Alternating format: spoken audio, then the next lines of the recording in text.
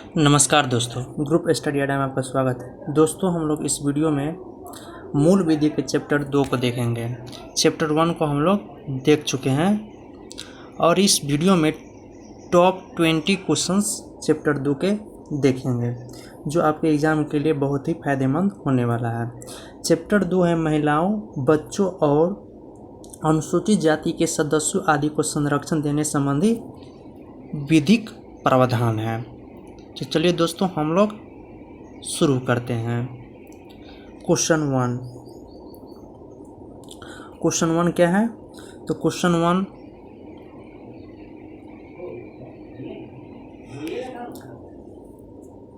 दहेज प्रतिषेध अधिनियम का मुख्य उद्देश्य है। ऑप्शन ए में है दहेज लेने पर प्रतिबंध लगाना, ऑप्शन बी में है दहेज देने पर प्रतिबंध लगाना, सी ए एंड बी, डी में है दहेज लेने और देने के लिए विधि बनाना। तो दहेज प्रतिषेध का मतलब होता है दहेज लेने और देने पर प्रतिबंध लगाना, यानी 1 का C is the right answer. तो चलिए दोस्तों, हम लोग इसका एक्सप्लेनेशन पढ़ते हैं। दहेज एक सामाजिक बुराई है जिसकी रोकथाम के लिए दहेज प्रतिषेध अधिनियम 1961 अधिनियमित किया गया है। इस अधिनियम का मुख्य उद्देश्य दहेज देने व दहेज लेने पर प्रतिबंध लगाना है, यानी 1 का C is the right answer था। नेक्स्ट क्वेश्चन नंबर 2, दहेज की परिभाषा दी गई है। दहेज की परिभाषा कहाँ दी गई है? तो धारा 2 में दिया गया है, यानी 2 का A is the right answer. चलिए दोस्तों, इसका एक्सप्लेनेशन पढ़ते हैं। दहेज को दहेज प्रतिषेध अधिनियम 1961 की धारा 2 में परिभाषित किया गया है। इसके अनुसार दहेज से कोई ऐसी संपत्ति या मूल्यवान प्रतिभूति अभिप्रेत है जो विवाह के समय या उसके पूर्व या पश्चात किसी समय में विवाह के एक पक्षकार द्वारा विवाह के दूसरे पक्षकार को, या में विवाह के किसी भी पक्षकार के माता पिता द्वारा या किसी अन्य व्यक्ति द्वारा विवाह के किसी भी पक्षकार को या किसी अन्य व्यक्ति को उक्त पक्षकारों के विवाह के संबंध में या तो प्रत्यक्षता या अप्रत्यक्षता दी गई या दी जाने के लिए करार दी गई सब दहेज कहलाता है। नेक्स्ट क्वेश्चन नंबर 3, दहेज में क्या शामिल नहीं है? क्वेश्चन नंबर 3, दहेज में क्या शामिल नहीं है? ऑप्शन ए में है विवाह के समय पक्षकारों को कुछ देने के लिए करार, ये तो शामिल है। ऑप्शन बी में है विवाह के बाद लड़की के घर वालों से सामान मांगना, ये भी शामिल है। सी में है विवाह के पूर्व आपस में लेने एवं देने की संविदा, ये भी शामिल, जबकि मेहर शामिल नहीं है, यानी 3 का D is the right answer. अब इसके एक्सप्लेनेशन को पढ़ेंगे। दहेज प्रतिषेध अधिनियम की धारा 2 में परिभाषित दहेज में उन व्यक्तियों के संबंध में जिन्हें मुस्लिम स्वयं विधि या शरीयत लागू होती है, मेहर इसके अंतर्गत शामिल नहीं है। नेक्स्ट क्वेश्चन नंबर 4, दहेज प्रतिषेध अधिनियम कब अधिनियमित हुआ है? तो दहेज प्रतिषेध अधिनियम 20 मई 1961 को अधिनियमित हुआ है, यानी 4 का C is the right answer. इसका एक्सप्लेनेशन को देखेंगे। दहेज प्रतिषेध अधिनियम 20 मई 1961 को अधिनियमित हुआ है, यानी 4 का C is the right answer. Next question number 5, मूल्यवान प्रतिभूति का अर्थ दिया गया है। मूल्यवान प्रतिभूति का अर्थ दिया गया है।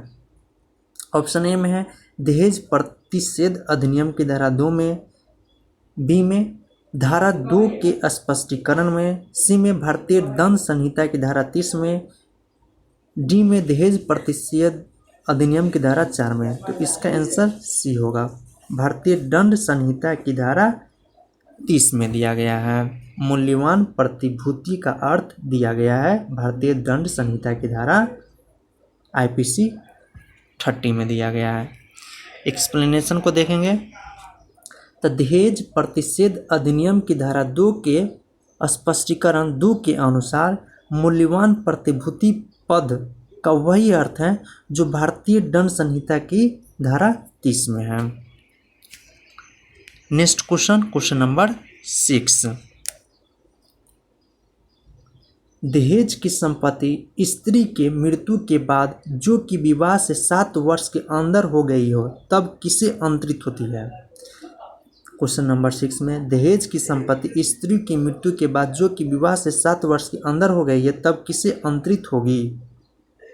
माता पिता को, यदि संतान है तो उसे, या विकल्प A और B, या पति को। तो ये C माता पिता यदि संतान है तो उसको अंतरित होगा, यानी 6 का C is the right answer. अब इसके एक्सप्लेनेशन को पढ़ेंगे। दहेज प्रतिषेध अधिनियम की धारा 6 के 3 के अनुसार जहां किसी संपत्ति के लिए हकदार स्त्री के उसे प्राप्त करने के पूर्व मृत्यु हो जाती है वहाँ स्त्री के वारिस उसे तत्समय धारण करने वाले व्यक्ति से दावा करने के हकदार होंगे। परंतु जहां ऐसी स्त्री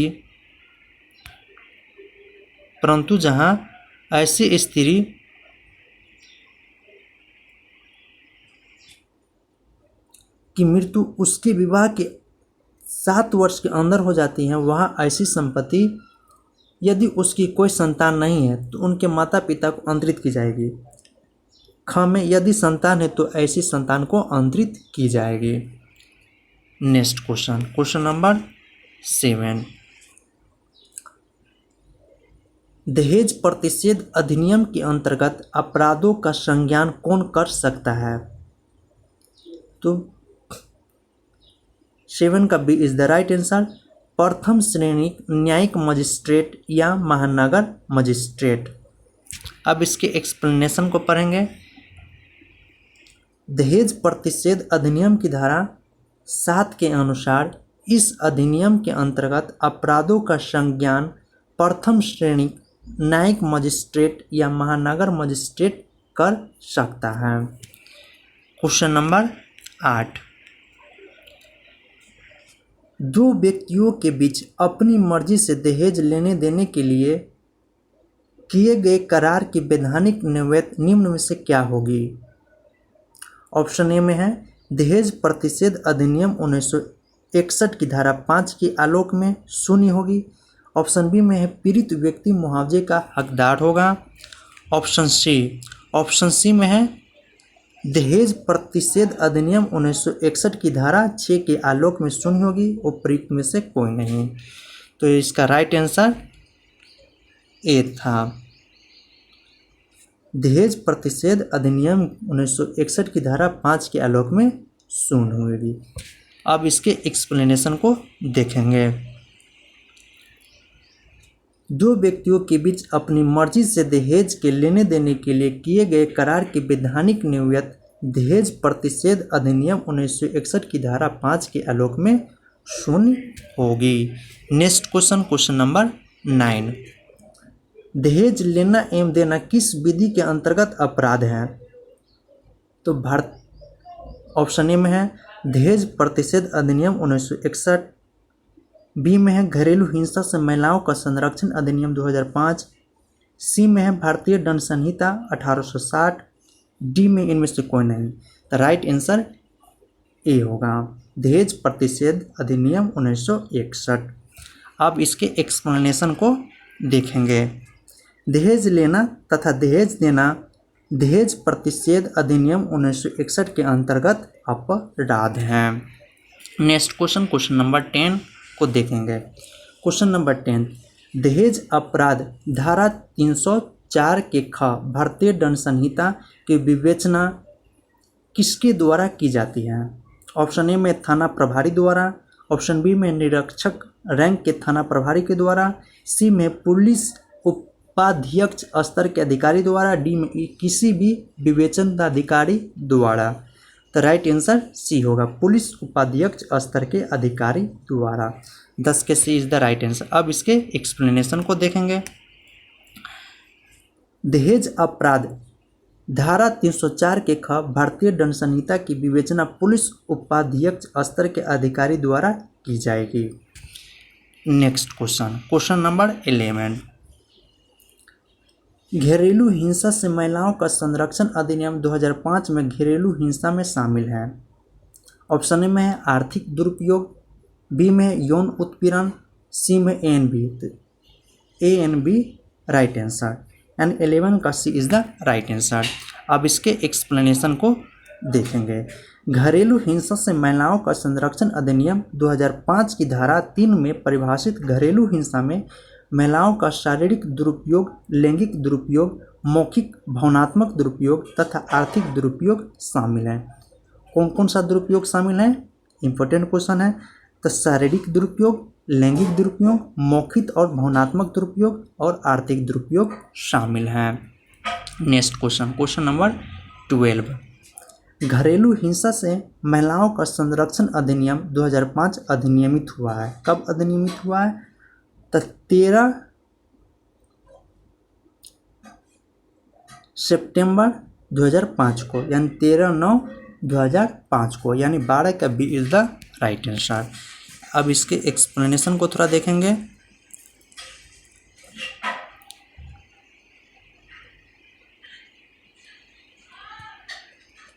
घरेलू हिंसा से महिलाओं का संरक्षण अधिनियम 13 सितंबर 2005 को अधिनियमित हुआ तथा 17 अक्टूबर 2006 से लागू हुआ है। Next question, question number 13।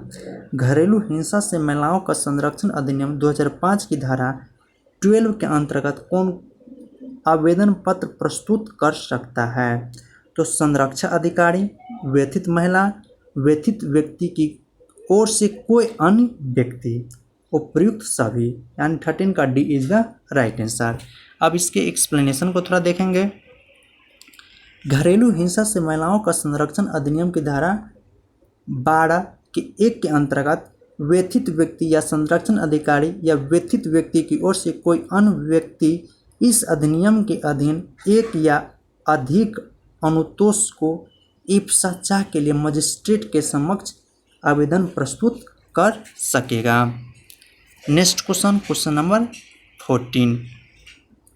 घरेलू हिंसा अधिनियम के अधीन अधिसूचित आश्रय गृह पीड़ित व्यक्ति को आश्रय प्रदान करने हेतु बाध्य है। ऑप्शन ए में है मात्र संरक्षण अधिकारी के अनुरोध पर, बी में है मात्र किसी मजिस्ट्रेट के अनुरोध पर, सी में है किसी पुलिस अधिकारी के अनुरोध पर, डी में है पीड़ित व्यक्ति के अनुरोध पर, यानी 14 का D is the right answer. अब इसके थोड़ा एक्सप्लेनेशन देखेंगे। घरेलू हिंसा से महिलाओं का संरक्षण अधिनियम धारा 6 के अनुसार यदि कोई विधित पीड़ित व्यक्ति या उसकी ओर से कोई संरक्षण अधिकारी या कोई सेवा प्रदाता किसी अधिसूचित आश्रय गृह के भार साधक व्यक्ति से उसको आश्रय प्रदान करने का अनुरोध करता है, तो आश्रय गृह का ऐसा भार साधक व्यक्ति पीड़ित व्यक्ति को आश्रय गृह में आश्रय प्रदान करेगा। Next question, question number 15। निम्नलिखित में से कौन सा पद घरेलू हिंसा की परिभाषा में सम्मिलित दुरुपयोग के विभिन्न प्रकारों को श्रेणी में प्रयुक्त नहीं किया गया है?